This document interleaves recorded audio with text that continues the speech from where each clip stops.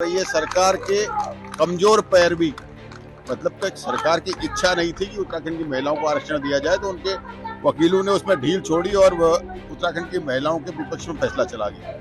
जहां UK triple SC में पूरा प्रदेश, बेरोजगार संगठन, विपक्ष सब ये मांग कर रहा था कि सीबीआई की जांच हो, तो सरकार ने अपने वकीलों को मुस्तैदी से खड़ा कर दिया कि सीबीआई जांच न हो सके। 30% क्षैतिज आरक्षण को लेकर आज यूकेपीएससी की महिला अभ्यर्थी यहाँ पर प्रदर्शन कर रहे हैं। लगातार मांग कर रहे हैं अपने हक को लेकर। जो पहाड़ी बेटियों को दिया गया था 2006 से था, उसके बाद हाई कोर्ट ने इसको क्वॉश किया और उसके बाद लगातार से सरकार से मांग की जा रही है कि इसको दोबारा अमल में लाया जाए, जिससे पहाड़ की बेटियों का भविष्य अधर में न लटके। हमारे साथ इस पर बातचीत करने के लिए इस समय मौजूद हैं खटीमा के विधायक भुवन कापड़ी जी। उनसे बात करते हैं। सर, आज आप इस प्रदर्शन में शामिल हुए हैं, क्या मैसेज दे रहे हैं? देखिए, उत्तराखंड राज्य निर्माण में सबसे अहम भूमिका उत्तराखंड की महिलाओं की, युवाओं की और भूतपूर्व सैनिकों की थी, जिन्होंने दिन रात एक कर सड़कों पर उतरकर कई लोगों ने अपनी प्राण की आहुति देकर इस उत्तराखंड राज्य का निर्माण करवाया। उन महिलाओं को, जो हमारे प्रदेश की भौगोलिक स्थिति बहुत विषम है, जहां पहाड़ों पर या पूरे उत्तराखंड में भी बहुत सारे ऐसे संसाधन, सुविधाएं नहीं है जहां कि महिलाओं को इतना शिक्षा का पढ़ने की सुविधाएं मिल सकें, तो उस परिप्रेक्ष्य में 30% पीसीएस में उत्तराखंड की महिलाओं को आरक्षण रखा गया था, जिसे उत्तराखंड भाजपा की सरकार की कमजोर पैरवी के कारण आज हाईकोर्ट ने निरस्त कर दिया। और जो हमारी महिलाएं हैं, उन्हें आज उत्तराखंड में रोजगार में प्राथमिकता न मिल पाना एक दुखद है। तो इसी में जो महिलाएं, उन्होंने ये आज सचिवालय घेराव का कार्यक्रम किया है, तो उनके समर्थन में हम सब लोग यहाँ पर आए।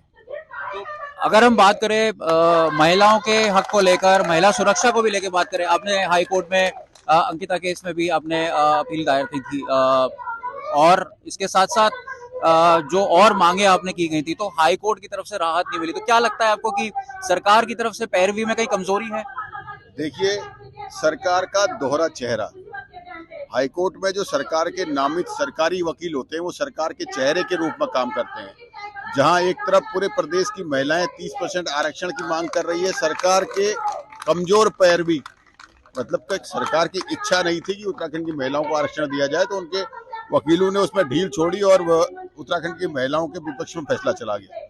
जहां यूके ट्रिपल एससी में पूरा प्रदेश, बेरोजगार संगठन, विपक्ष सब ये मांग कर रहा था कि सीबीआई की जांच हो, तो सरकार ने अपने वकीलों को मुस्तैदी से खड़ा कर दिया कि सीबीआई जांच न हो सके।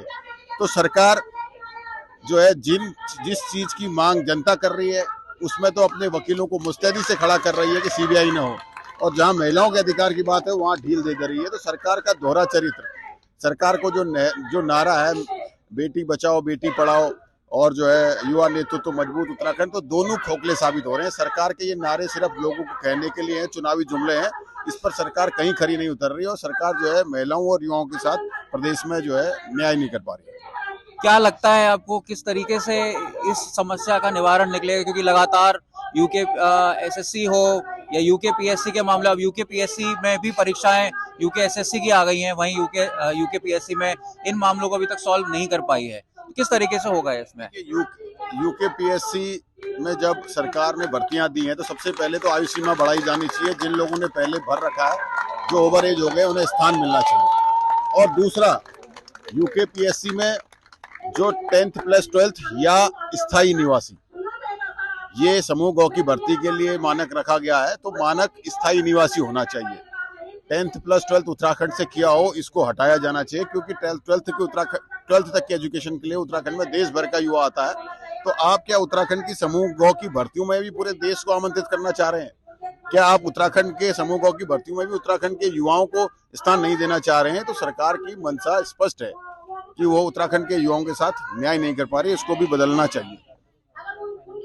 आप सदन में उपनेता भी हैं, तो उसके साथ साथ अभी विधानसभा का सत्र शुरू होगा दिसंबर में। क्या लगता है आपको, क्या कांग्रेस किस तरीके से उसको उठाएगी?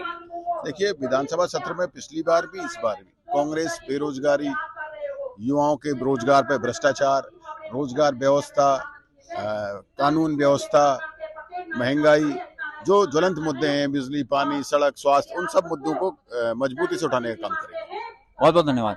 तो ये थे हमारे साथ भुवन कापड़ी जी, खटीमा से विधायक हैं और कांग्रेस के उपनेता प्रतिपक्ष हैं। उन्होंने हमें बताया कि जिस तरीके से सरकार इन मामलों को लेकर ठीक तरीके से पैरवी नहीं कर रही है, उससे कहीं ना कहीं जो छात्र हैं, जो अभ्यर्थी हैं, उनका भविष्य अधर में लटका हुआ है। इसके साथ साथ सरकार को जल्द से जल्द इसमें कदम उठाने के लिए उन्होंने कहा है। कैमरामैन अनिल बडोनी के साथ अंकित शर्मा, देहरादून, उत्तराखंड तक।